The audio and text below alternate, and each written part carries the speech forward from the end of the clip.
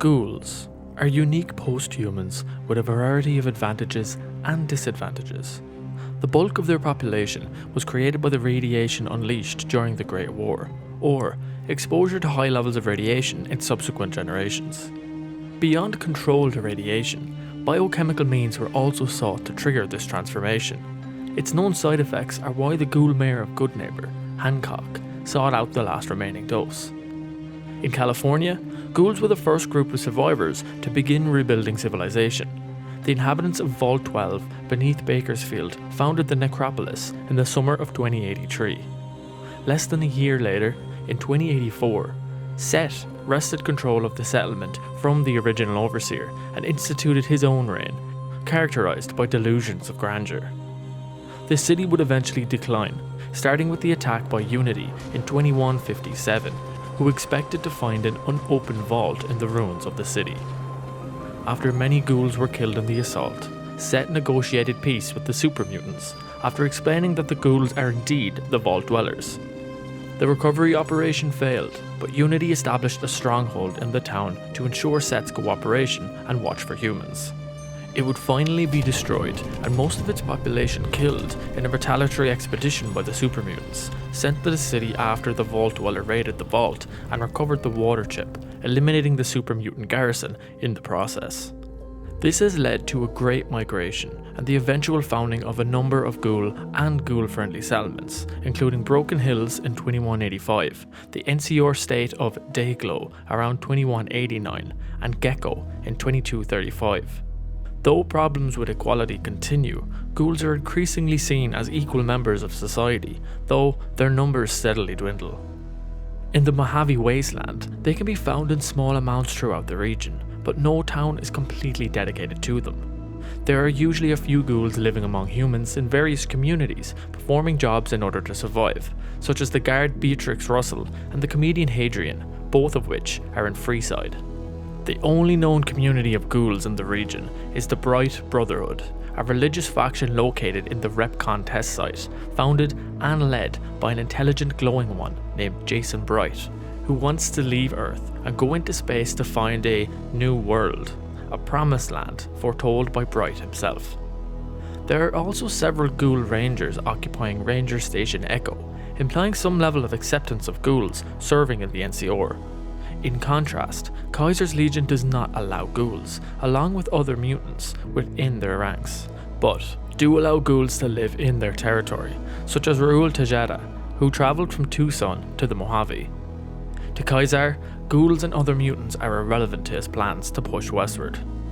In 2277, in the Divide, nuclear warheads triggered by the courier's delivery of an automated nuclear launch device exploded and triggered rapid ghoulification of the Legion and NCR forces engaged in battle there. The Divide flayed them alive, causing them to become dead men walking, marked for death, sustained only by the intense radiation that permeates the area. As they never appear outside the Divide, due to the necessity of staying near radiation sources to remain alive, the marked men became a legend in the wasteland, like the Sierra Madre, the Burned Man, or the Big Empty. The densely urbanized East had a great concentration of American population and was strongly affected by the nuclear fallout. People who took shelter in areas affected by it experienced radiation poisoning. Those who did not die became ghouls.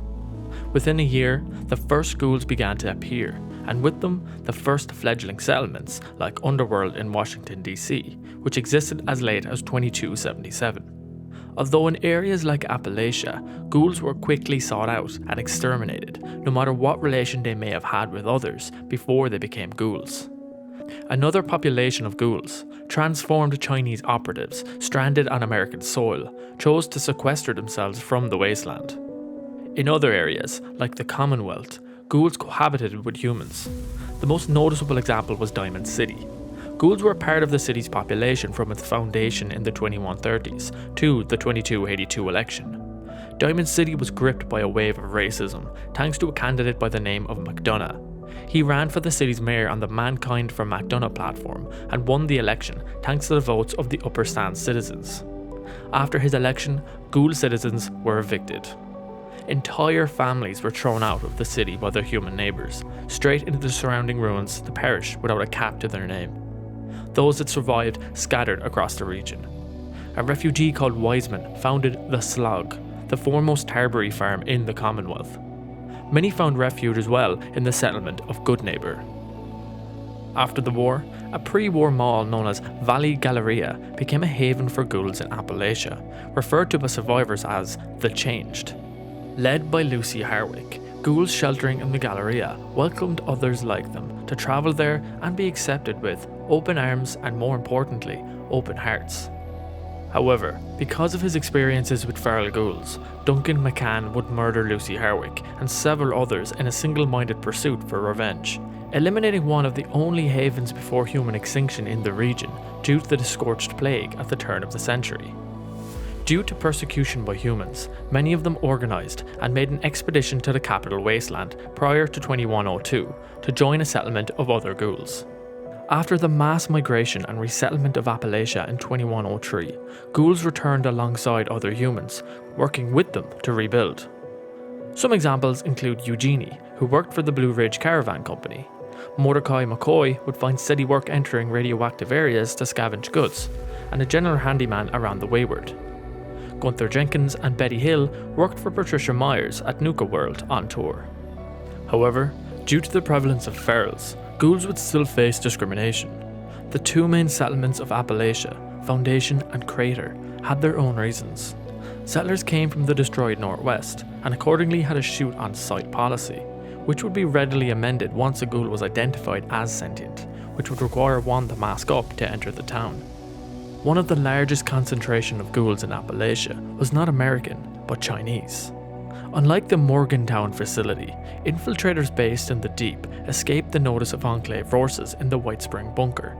Despite surviving the war in the cave system beneath White Spring, they underwent ghoulification, allowing them to continue Operation Trinitite indefinitely, operating in hostile territory with no hope of resupply. These communist soldiers remained loyal to the People's Liberation Army, in particular due to the influence of a pre-war commander as loyal as they were terrifying. Despite being trapped thousands of miles away from home, they continued their mission to acquire the Motherlode mining robot, presumably to tunnel into the White Spring bunker and capture it for the People's Republic of China. The mission was ongoing as of 2103, though with limited success. Another community of ghouls formed in Vault 63 in the Skyline Valley region. After the Great War, issues with the massive vault stretching beneath the region resulted in many of its inhabitants being turned to ghouls. As the single largest community in Appalachia, it has suffered greatly from the issue of feralization, focusing research on trying to find a cure. Due to a lack of success, many of the dwellers were either sedated or put in a state of suspended animation. The pride of the vault's overseer, Hugo Stahls, has led to the emergence of the Lost, a unique ghoul variant formed by a combination of ghoulification and weather experiments conducted in the Skyline Valley.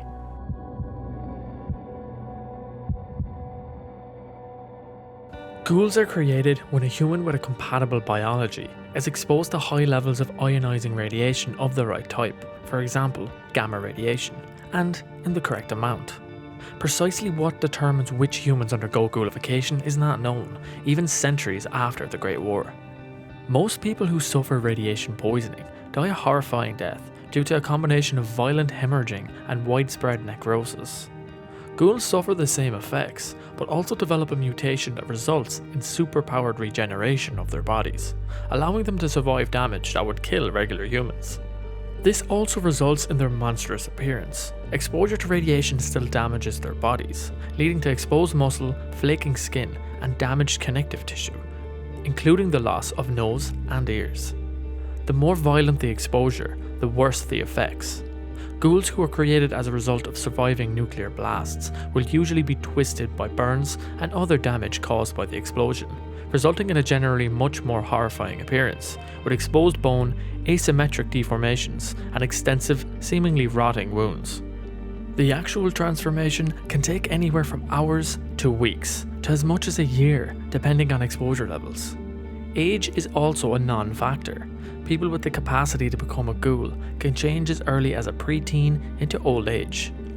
Although some ghouls were born before the war, the majority of ghouls were created by the Great War and resulting exposure to nuclear blasts or nuclear fallout, with some created over the subsequent centuries by exposure to high levels of radiation. For example, at Camp Searchlight in 2281, an attack resulted in the town becoming blanketed by intense radiation, turning a majority of the NCR troopers stationed there into ghouls. Camp Searchlight also demonstrated the role of trauma in the effects of the transformation. It can cause a mental breakdown in the victim, causing a rapid degeneration of higher thought processes and leading them to become feral. Particularly severe radiation can lead to the creation of glowing ones. In contrast, controlled mutation can result in a much better survival rate. Controlled irradiation still damages the appearance, but doesn't seem to trigger the risk of going feral. Biochemical means also allow for the preservation of a ghoul's appearance, at least in the short term.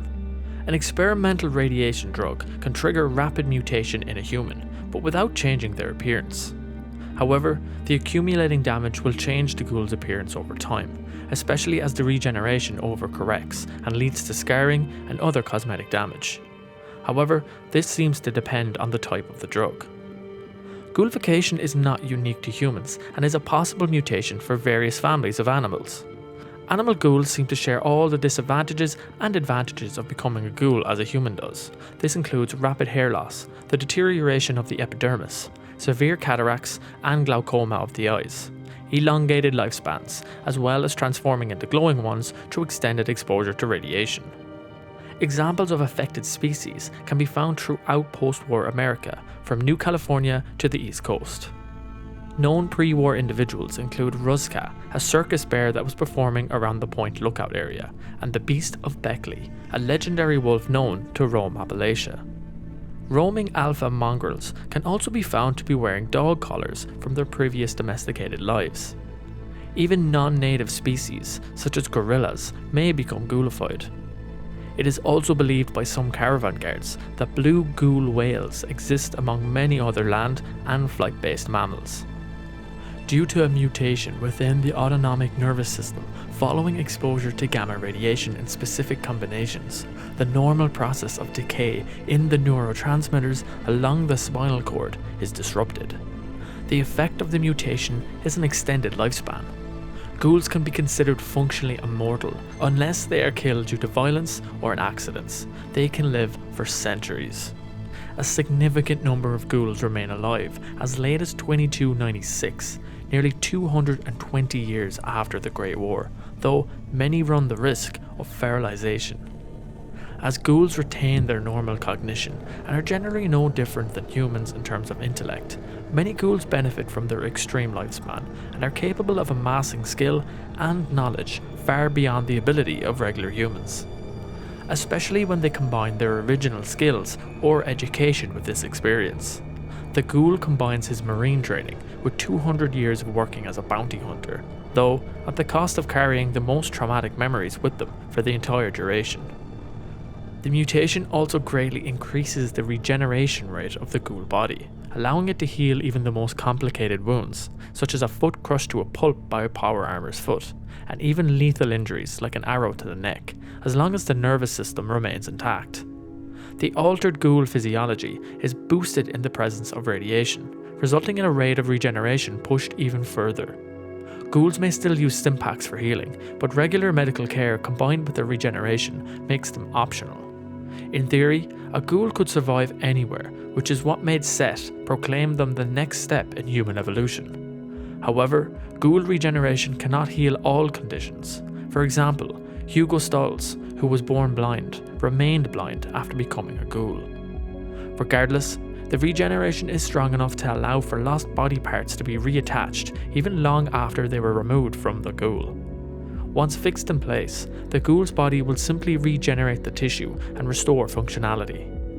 While a medical professional is usually preferred, even simple needle and thread is enough to ensure a lost finger will knit itself back with a ghoul's hand.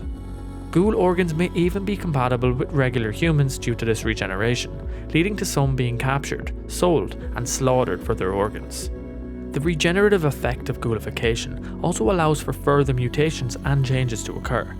The marked men of the Divide become sustained by radiation, allowing them to survive being flayed alive by the Divide storms, but without descending into a feral state.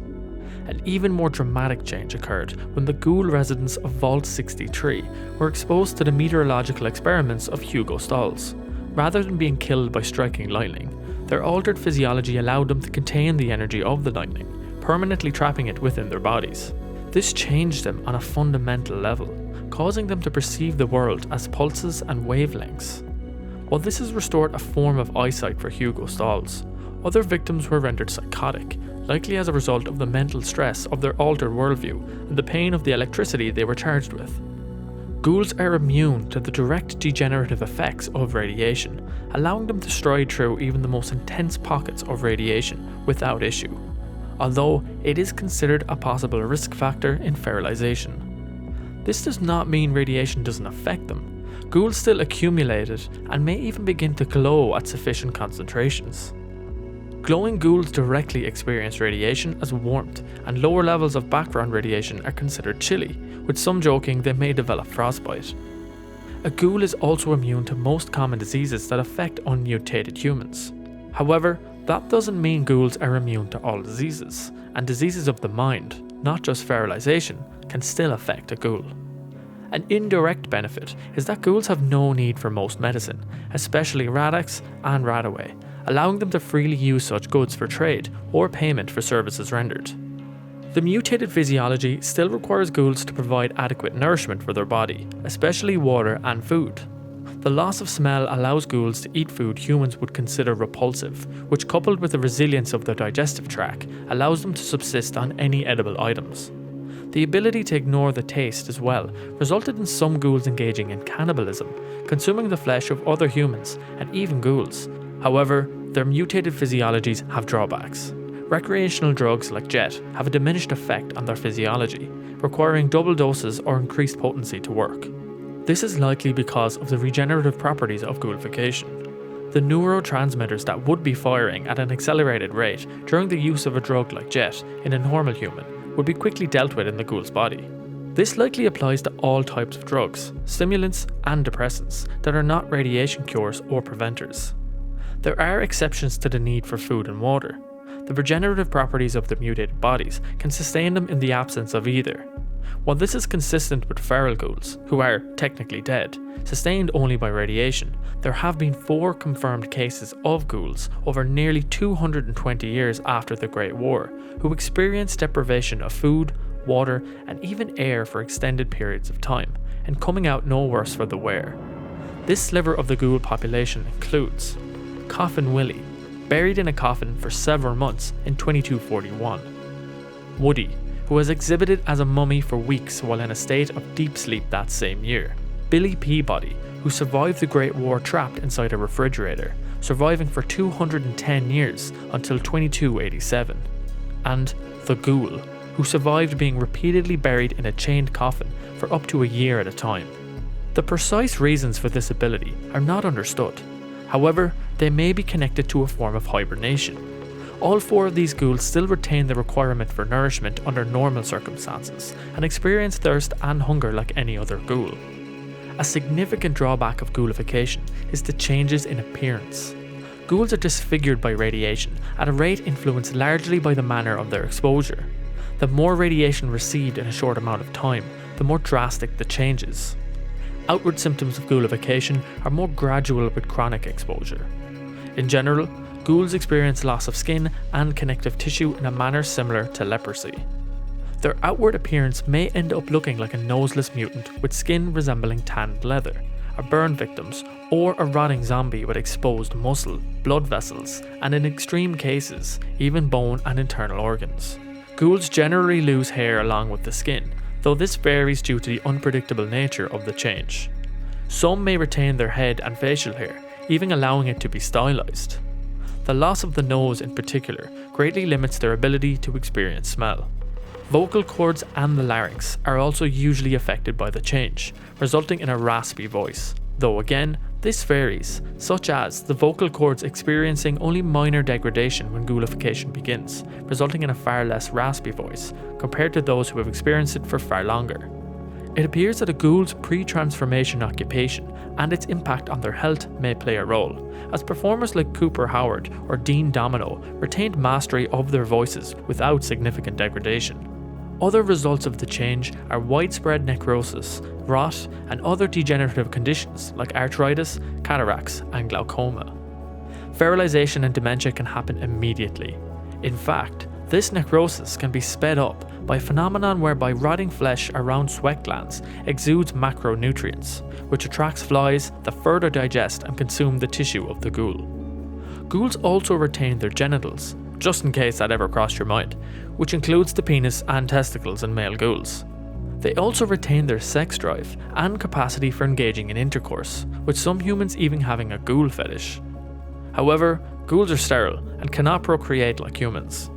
Any children they may have are either adopted or are mutated into ghouls alongside their parents. This was well known and formed the basis for the religious tale of Saint Monica, reported to be an unmutated child of ghoul parents.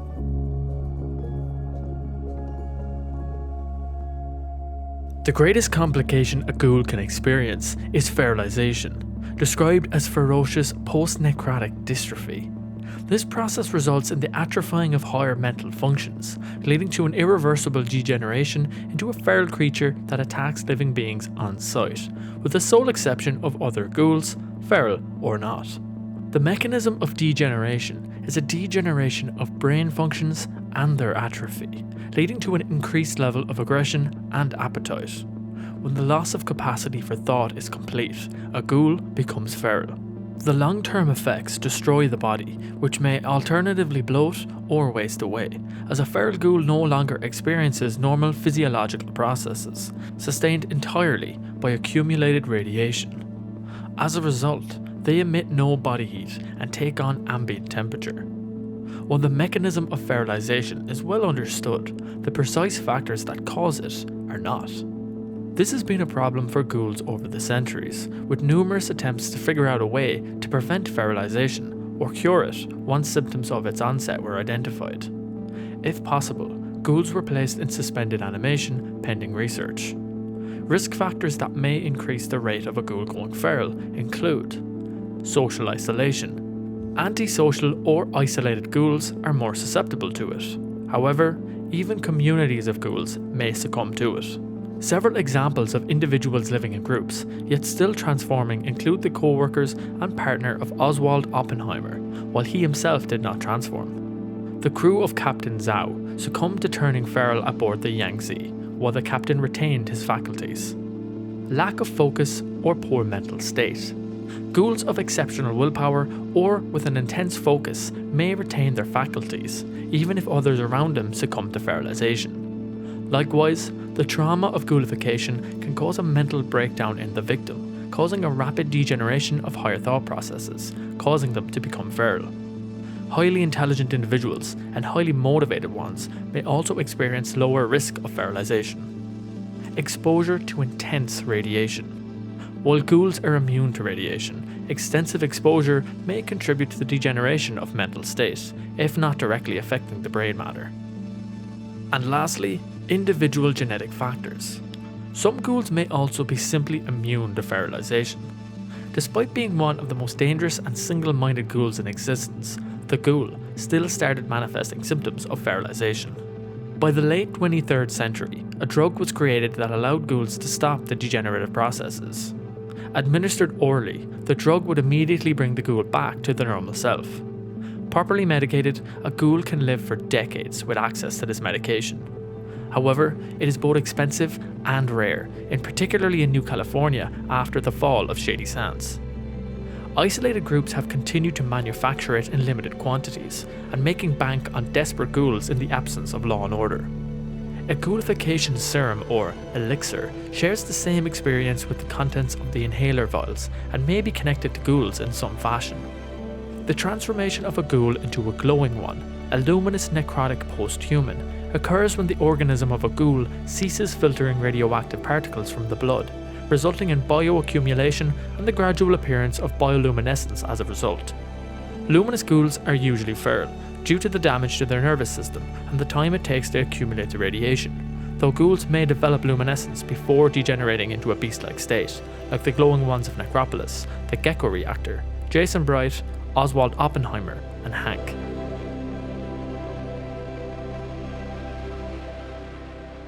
The attitude towards ghouls in the wasteland varies from acceptance through indifference to outright hostility.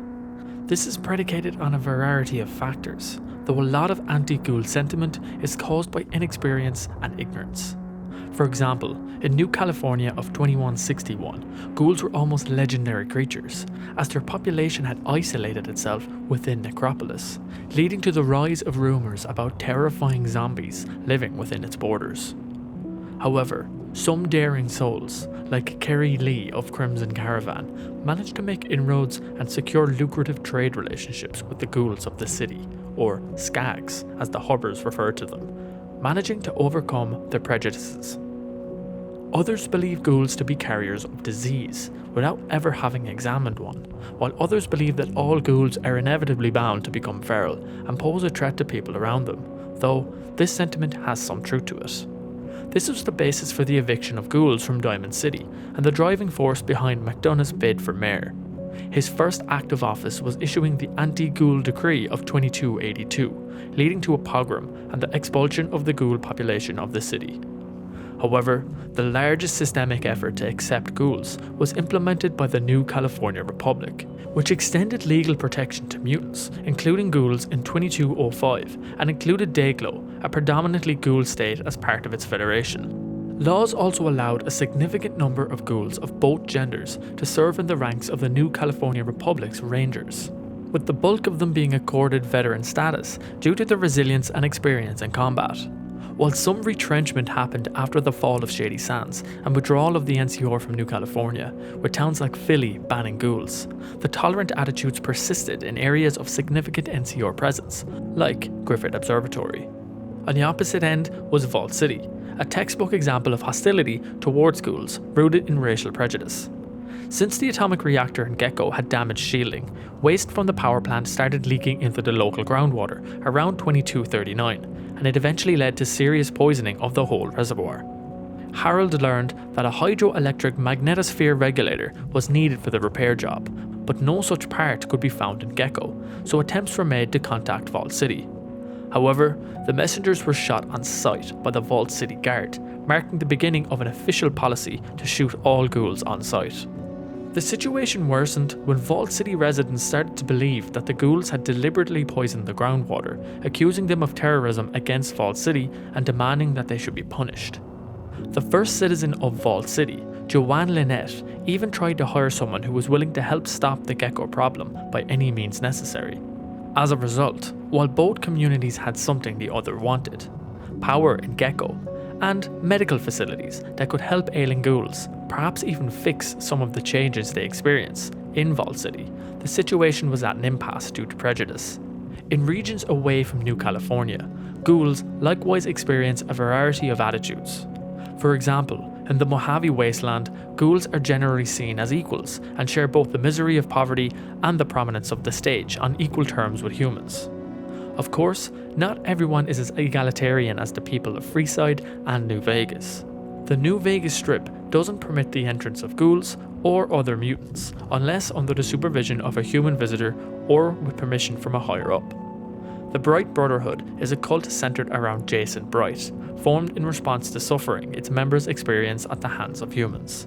In some areas, ghoul lynchings also happen, while in others, ghouls are considered a possible threat and are fired upon, like in Washington DC, where Alliance's Brotherhood of Steel members would routinely open fire on ghouls sighted in the city. The situation is not helped by the ghouls themselves at times.